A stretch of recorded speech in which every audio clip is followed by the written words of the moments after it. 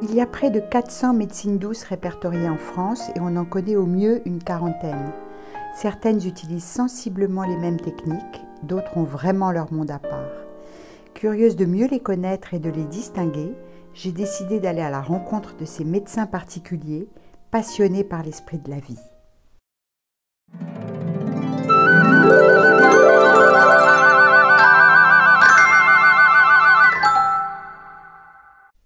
Bonjour Béatrice. Bonjour.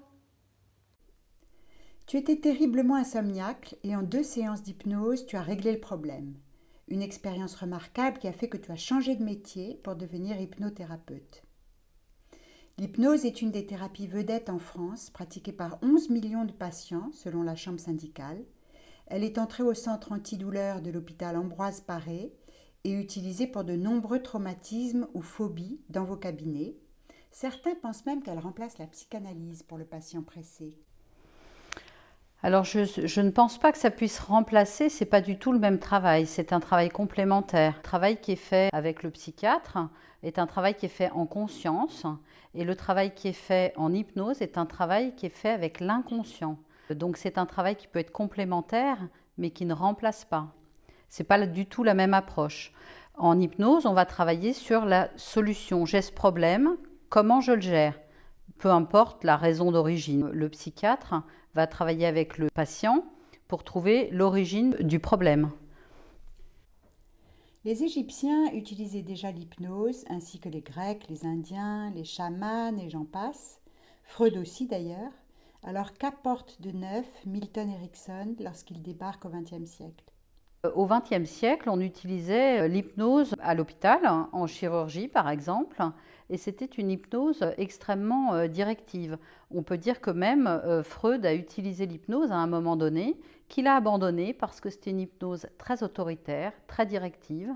Et en fait, ce que va apporter Milton Erickson, c'est une hypnose très bienveillante, basée sur des suggestions floues, pour que le patient trouve lui-même ses propres solutions les plus adaptées pour lui, au rythme qui est bon pour lui. Comment travailles-tu pour arriver à un état modifié et que se passe-t-il dans le cerveau ?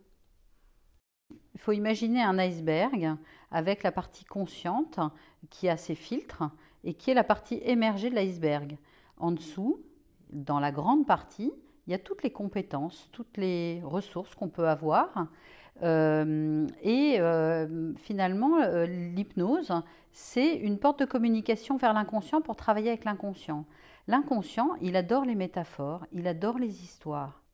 Donc on raconte une histoire qui va permettre à la personne de faire son propre travail au niveau inconscient pour modifier quelque chose, changer un comportement, faire disparaître une peur. Voilà, on va ou faire visualiser une réussite. Et en fait, l'inconscient fait son travail, tout simplement. Que guéris-tu le plus souvent ?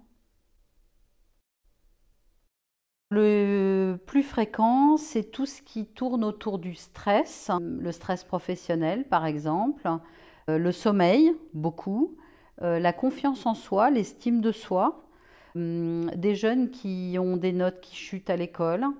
Ça peut être du coup la concentration, l'apprentissage. Après, il y a tout ce qui est phobie, tout ce qui est peur, peur du noir, par exemple. Il peut y avoir les comportements alimentaires, les addictions, donc le tabac, les ongles rongés. Et ça, souvent, c'est par exemple une séance. On change ça très facilement. Donc voilà, enfin, c'est très varié. On peut tout faire en fait. Si on veut, on peut tout faire. Qu'est-ce que l'auto-hypnose et comment ça marche ? Alors en fait, l'auto-hypnose, c'est se mettre soi-même dans cet état modifié de conscience. C'est plus facile quand on a déjà fait une séance en cabinet, parce qu'on est rassuré sur la façon dont ça va se dérouler. Et finalement, on ne peut pas faire exactement le même travail qu'en cabinet, mais on peut, par exemple, avoir un objectif très précis en auto-hypnose et donc se mettre dans cet état modifié de conscience soi-même et donner son objectif précis. On peut aussi faire de l'auto-hypnose avec l'aide d'un guide audio. Et à ce moment-là, on a un script guidé. Est-ce que tout le monde est hypnotisable? Oui, si c'est de l'hypnose de spectacle, on va dire que 10 à 15% des personnes vont partir en hypnose. Pourquoi? Simplement parce que tout le monde n'a pas envie de faire le canard sur scène. Autrement, en hypnose thérapeutique, la personne qui fait la démarche de venir en cabinet, elle a envie de modifier quelque chose et donc, oui, elle va partir en hypnose, c'est sûr. Combien de séances recommandes-tu pour faire un travail intéressant? Alors en fait, il n'y a pas de règle, c'est très personnel puisque l'hypnose ericksonienne, c'est une hypnose qui est très douce. La personne choisit son propre rythme au niveau inconscient en fait. L'inconscient va décider de ce qu'il y a de mieux pour la personne.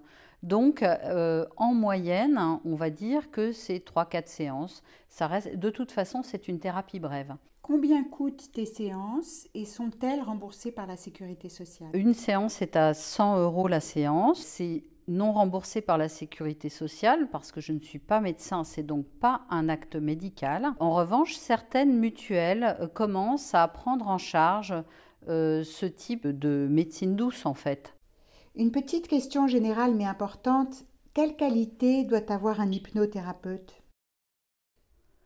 De l'écoute, de la bienveillance, de l'imagination puisqu'il faut raconter des histoires, du bon sens. Et puis alors surtout, c'est essentiel, être extrêmement positif.